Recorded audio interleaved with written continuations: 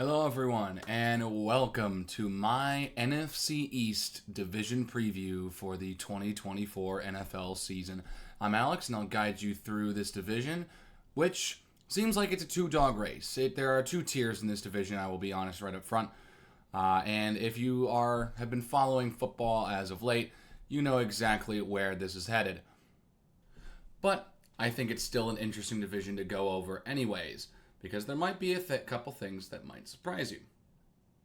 We are going to start with the Dallas Cowboys. America's team. We them boys. This is our year. Is it their year? Dak's back in the saddle once again. They got Zeke, and just today they signed Dalvin Cook to be their second running back. Rico Dowdle also in the room as well. Of course, CeeDee Lamb just signing that ginormous extension. I mean, you got a couple pieces on offense. You got your receiver. Zeke is. I'm interested to see how Zeke does, and if returning to Dallas helps him return to form. Then you got Micah Parsons leading up the defensive side of the ball. You got Trevon Diggs and DaRon Bland, who now is officially out for pretty much half the season, which really stinks because Trevon Diggs went out with an ACL tear early last season. And so Bland stepped in, was great. 5 pick sixes, the all-time record. And now he's going to miss the first half of this 2024 campaign. Trevon Diggs hopefully will be a proponent of this offense or this defense this year until Bland gets back. Should be interesting to see how that defense holds up. But there are some questions I have offensively. But I mean, I still think they're going to be good. But do I think that they're going to be great? I don't think so. I think they'll lose a couple games, but I think they'll also win some games that are impressive. Example, first couple weeks of the year, I don't think they win that first game against Cleveland. I think they put up a bit of a stinker at home against New Orleans, but they rebound week 3 against Baltimore to beat the Ravens. So there's a couple things. I have them beating Houston. I have them splitting with Philadelphia, but I have them losing to New Orleans. And I have them losing to Washington. So it's a very tough team to gauge, and I have a feeling, knowing the trends that Dallas has gone through for a couple of years now, I think that they're probably going to lose a game or two that they really should win, and probably win a game or two that they should not win. Though I think that they're going to still be over 500. I don't know if 9-8 gets into the postseason this year. I don't think it does. I think that their ceiling is about 12 wins if things go right. Get that win against New Orleans, sweep Washington, maybe get another win against Cleveland there somewhere. I think that they can make it up to 12 wins. I don't think it's going to happen. But, if this stuff, if they really struggle, if missing DaRon Bland really hurts the team, if the acquisition of Dalvin Cook doesn't work out and the running back core is just not good, they could lose a couple more games and fall down to 7 wins. So I think that a safe bet is around the 9-10 win range for this Dallas team. But I personally am going on the 9-win side. I don't trust them too much this year. And even if they did make the postseason, I would not trust them to win a playoff game this year. I feel like last year was their best chance to get back to a championship game since 2021. And I don't know, because now you got to start talking about Dak's contract extensions and everything. I don't know what's going to go on in Dallas after this season, but this season is absolutely critical with the current core that they have. So, of course, we'll see how it turns out. Moving on to the Philadelphia Eagles, a team that just collapsed last season. Starting 10-1. Finishing 11-6 and losing in the first round to a 9-8 Bucs squad on the road, and not only losing but getting destroyed.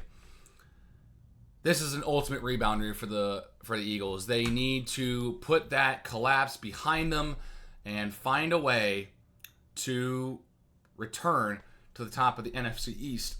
Jalen Hurts is going to return. I think that he's due to have a bit of a bounce back year.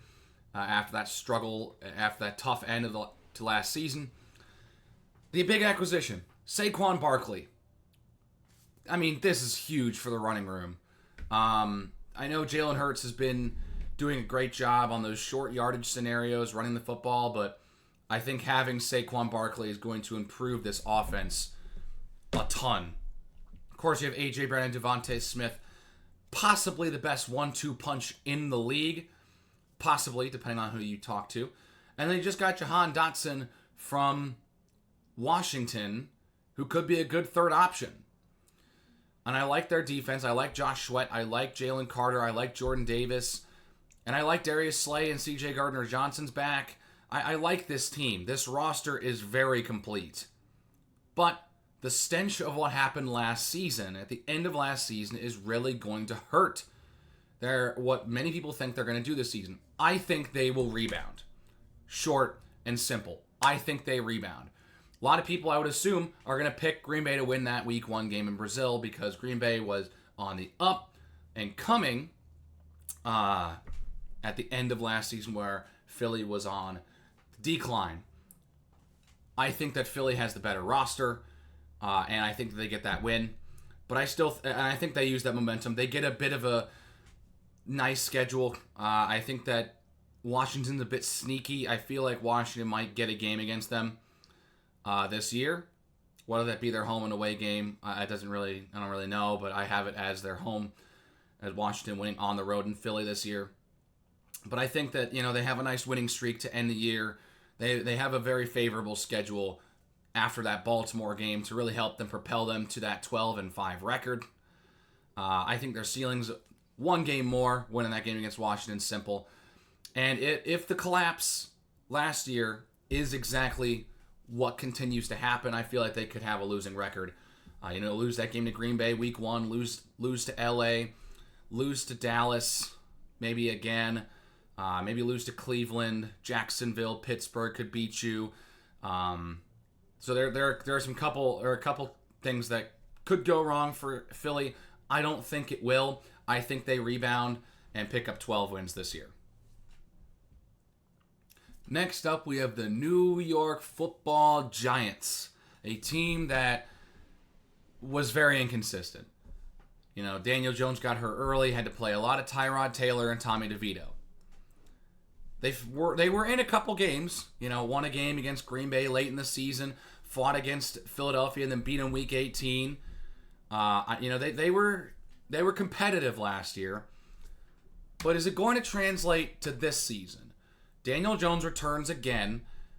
Did not have a very good preseason, I will admit.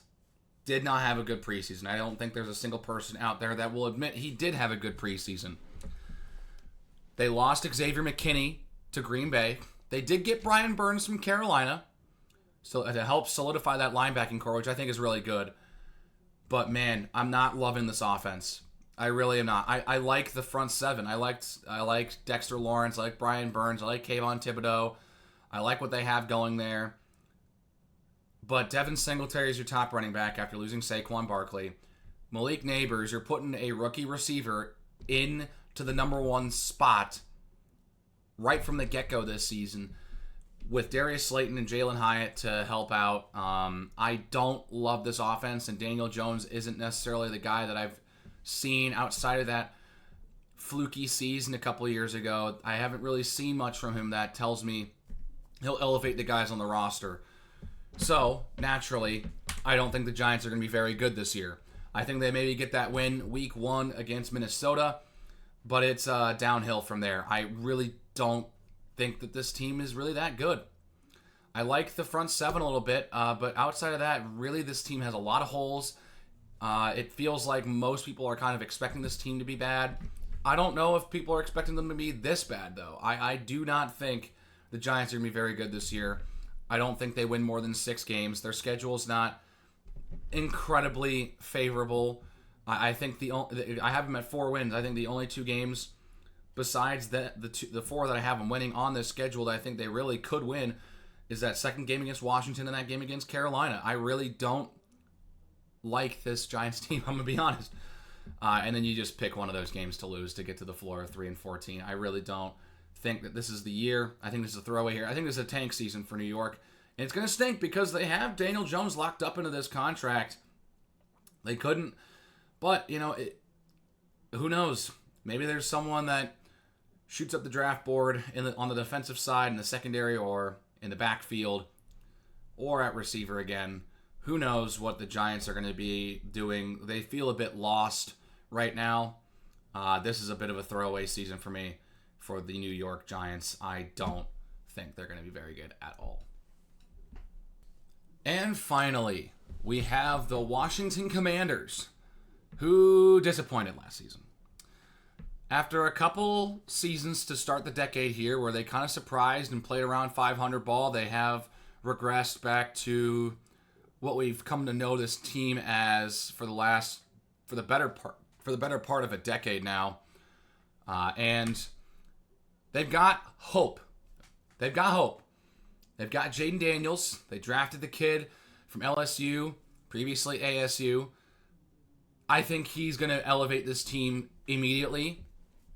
They have Brian Robinson, and they brought in Austin Eckler. I think that's a good backfield.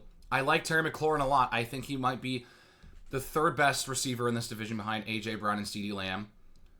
But, it's hard to top those two receivers. I think he's the best receiver and a very underrated receiver in the league and in this division. I really like Terry McLaurin as a receiver, but they don't really have very much outside of McLaurin.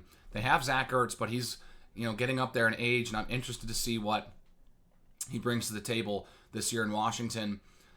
They have Bobby Wagner, another older guy that they brought in from Seattle. They have Jonathan Allen, who I like, but I think this defense is young. I think this entire team's pretty young and is going to go through some experimentation this year. I think this is going to have to be a see it to believe it kind of year, let's grow as a team year, get some reps for Jaden Daniels and everything. I don't think the team's going to be very good, but I do think they're going to be better than the Giants. I do think that they could sneak out a couple more wins here. I think that their ceiling is 8 wins. As you can see, I have them winning back-to-back games against Philadelphia and Dallas. I think they steal a couple division games this year. But I have a feeling that they'll lose a couple games that they against competition you would expect them to go ahead and beat, and fans of the team would go into that game saying this is a winnable game. So they very well could beat Arizona, Carolina, New York a second time, and Tennessee to get to 8 wins. This team could easily win more than 5 games. But, I don't know if I trust them to do so. I have them winning a couple games that they really shouldn't.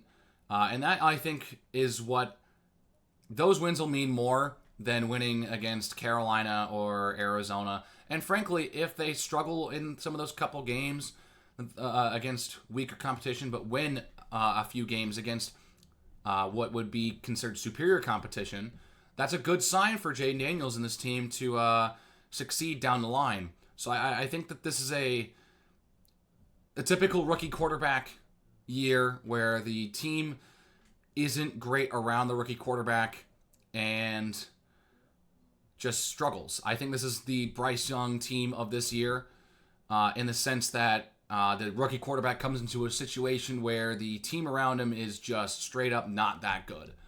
And therefore, the team is not going to perform well. But the rookie quarterback may either overcome those challenges to look decent despite the talent around him, or he just doesn't look that good because of the talent around him. So I think that Jaden Daniels will still have a good season, but I don't know if it's going to lead Washington into a ton of wins. Taking a look at the final division standings, I have Philadelphia winning the division by a couple games this year, and once again, no repeat division champion. They get the number 3 seed in the NFC. Dallas could easily sneak in as the 7. I think it's really between Dallas and Chicago, in my opinion, on who ends up getting that 7 seed. I like the Bears a little bit more. I think they're a little bit more complete than the Dallas Cowboys. And we'll see, but, we'll see with how this team performs. So I have them at a winning record, but just barely missing the postseason. And then Washington and New York rounding out the division. Washington probably taking away much more positives from a 5-win season than New York would from winning just one less game. I feel like the attitude towards the Commanders will be much more positive than the Giants this year. Yeah, Philly wins the division. Anyways, that'll do it for this preview. Who wins the NFC East in your opinion? Does more than one team from this division make the postseason? Who is the MVP of the division? And does Jaden Daniels surprise people and maybe Washington sneaks up and picks up second place? Who knows? Let me know what you think in the comments below. Please give a like on this video and hit subscribe if you really liked it and want to see more general NFL content from me. I will see you guys in the next one. Have a good day, guys.